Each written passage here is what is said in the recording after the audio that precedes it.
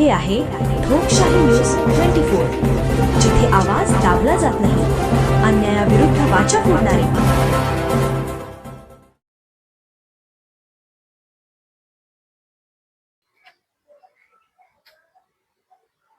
माझे नाव सौ सुनीता संजय ब्राह्मणे, राहणार प्रवरनगर, तालुका राहता, जिल्हा अहिल्यानगर. आमच्या गावातील एका मुलीचे 22/2/22 रोजी 10वीत शिकत असताना बालविवाह झाला. त्या घटनेची खबर मी राहता पंचायत समिती बालविकास सेवा योजना राहता पंचायत यांना दिली होती. त्यानंतर ग्रामसेवकांना पण दिली होती आणि लोणी पोलीस स्टेशनला पण 112 वर कॉल करून दिली होती. त्यावेळेस पण त्या लोकांनी त्या मुलीचा विवाह थांबवला नाही आणि विवाह थांबायला ज्यावेळेस लोणी पोलीस स्टेशनचे लोक आले, पोलीस कर्मचारी आले, त्यावेळेस ते बोलले आता विवाह झालेला आहे, आता काही करता येणार नाही असे म्हणून त्यांनी ती घटना दडपण्याचा प्रयत्न केला. त्यानंतर मी पाठपुरावा केला. बालविकास केंद्र अहिल्यानगर, नगर परिषद, नाशिक प्राधिकरण, लोणी पोलीस स्टेशन इथपर्यंत मी लोकांना त्याची माहिती दिली आणि आजपर्यंत पाठपुरावा करत आहे. मग तिथून मला त्यांनी हायकोर्टामध्ये जाण्याची परवानगी दिली. चुकीचं बोलते का? मग त्यानंतर त्याच घरातील उबाळे कुटुंबातील त्यांच्याच लहान मुलीचा बालविवाह 24/11/24 रोजी होणार आहे याची भनक मला लागली. त्यावेळेस मी तहसीलदार राहता यांच्याशी संपर्क साधला. त्यांनी मला पंचायत समिती बालविकास सेवा योजना राहता यांच्याकडे जाण्याचे सुचवले. त्यावेळेस मी त्यांना पण अर्ज केला. त्यांनी तातडीने पत्र पाठवून लोणीचे ग्रामसेवक, लोणी खुर्द ग्रामपंचायत यांना माहिती कळवली. परंतु उबाळ्यांचे आणि त्यांचे संबंध घनिष्ठ असल्या कारणाने त्यांनी ते गुन्हा दडपण्याचा प्रयत्न केला. परंतु एवढे करून पण मी थांबले नाही. 24/11/24 रोजी मी 112 वर कॉल करून घटनेची माहिती नोंदवली. त्यानंतर 5-10 मिनिटात लोणी पोलीस स्टेशनचे कर्मचारी कांबळे दादा म्हणून माझ्या घरी आले. त्यांनी मला माहिती विचारली. त्यांनी मला मुलीच्या आईचा नंबर मागितला. मी त्या मुलीच्या आईचा नंबर दिला. त्यांनी तिला फोन लावला. त्यांनी तिला विचारलं तुमची मुलगी कुठे आहे, किती वर्षाची आहे. त्यावेळेस त्यांनी तिला सांगितलं, त्यांना सांगितलं माझी मुलगी 16 वर्षाची आहे आणि ती 11वी मध्ये शिकत आहे. आज रोजी नगर येथे मी तिचा विवाह नाही परंतु साखरपुडा लावून देत आहे आणि 5 वाजता मुलगी लोणी पोलीस स्टेशनला हजर करणार आहे. परंतु त्या महिलेने असे केले नाही. संगीता सतीश उबाळे तिने असे केले नाही.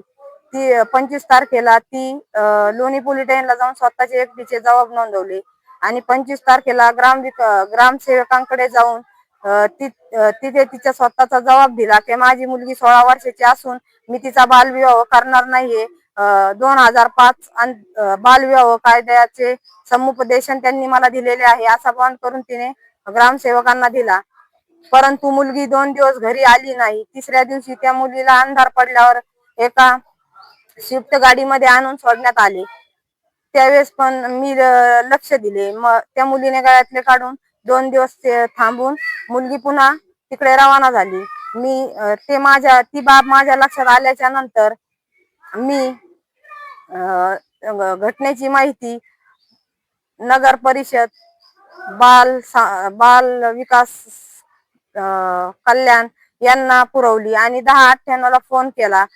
त्यावेळेस त्यांनी माझी तक्रार नोंदवली आणि आम्ही तपास करत आहोत असे सांगितले. पुन्हा मी त्यांना फोन करून तक्रारीची माहिती विचारत होते. काय झाले, मुलगी सापडली का, मुलगी लहान आहे, तिच्या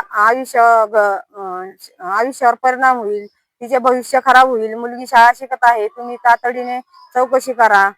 त्यांनी मला आजपर्यंत उडाउडीचे उत्तर दिले.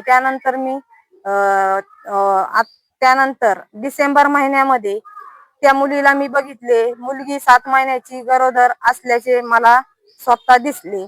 मग दिसल्याच्या नंतर मी इकडच्या टीमला फोन केला नगरच्या. त्या लोकांनी मला उडाउडीचे उत्तर दिले आणि आज 15 दिवसापासून ते मला इकडून तिकडे फिरवत आहे. आणि खारे खर्जून या गावामध्ये ती मुलगी वास्तव्यात आहे आणि खारे खर्जून या गावात साहिल रामदास वायराळ ह्या मुलासोबत तिचा विवाह झालेला आहे. त्या मुलाचे वय 28 ते 30 आहे आणि मुलीचे वय 16 असताना तिच्या सोबत लैंगिक अत्याचार घडलेला आहे खारे खर्जुने गावात पण. आणि प्रवरानगर मध्ये पण तो मुलगा रात्रीचा त्या मुलीला घेऊन येत असे. असा तिच्यावर अत्याचार झालेला आहे आणि त्या घटनेचं गांभीर्य लक्षात घेता माझ्या मनात त्या मुलावर लैंगिक अत्याचाराचा गुन्हा व्हावा अशी शंका निर्माण झाली. मी पोलीस स्टेशनला आले. पोलिसांनी माझी कंप्लेंट घेण्यात टाळाटाळ केली आहे. त्यांनी माझी टाळाटाळ केल्याच्या नंतर मी उपायुक्त नाशिक बालविकास केंद्र त्यांना भेटून त्यांनी मला पत्र दिले आणि नगर परिषद महेश सर ह्या लोकांना सांगितलं का तुमच्या माहितीचा अहवाल तातडीने आम्हाला रवाना करा. नाशिक वरून त्यांनी नगर SP साहेब MIDC पोलीस स्टेशन यांना फॅक्स करून लगेच माहिती दिलेली आहे आणि सुनीता संजय ब्राह्मणे यांचे जबाब नोंदवून फिर्याद नोंदवा असे त्यांना आदेश केलेले असताना MIDC पोलीस स्टेशन मध्ये मी आले असता त्यांनी मला 2 दिवसाची मुदत मागितली. 20 तारखेला मी पुन्हा MIDC पोलीस स्टेशनला आले असता MIDC पोलीस स्टेशनला आले असता तेथे त्यांनी माझी फिर्याद टंकलिखित केली. परंतु तेथे DYSP शिरीष ओमने साहेब यांनी सांगितलं का यांची फिर्याद नोंदवायची नाही आणि माझ्यासोबत अर्वाच्य भाषा करून चौधरी साहेब यांनी माझ्यासोबत अर्वाच्य भाषा करून मला पोलीस स्टेशनच्या बाहेर हाकलून देण्याचा प्रयत्न केला. परंतु मी त्यांना सांगितलं मी एक भारतीय नागरिक आहे, मला फिर्याद नोंदवण्याचा संविधानाने अधिकार दिलेला आहे. एवढं सांगून पण ते पोलीस थांबले नाही. त्यांनी मला अर्वाच्य भाषा वापरत राहिले. शेवटी अपमानित होऊन मी घरी गेले. मग त्यानंतर मी 112 वर कॉल केलेला आहे. 112 वर कॉल करून पण आज रोजी मी MIDC पोलिसात आलेले असताना सुद्धा ते लोक ही एवढं मोठी घटना घडलेली असताना घटनेचं गांभीर्य लक्षात न घेता त्या लोकांशी मॅनेज होऊन घटना दडपण्याचा प्रयत्न करत आहे.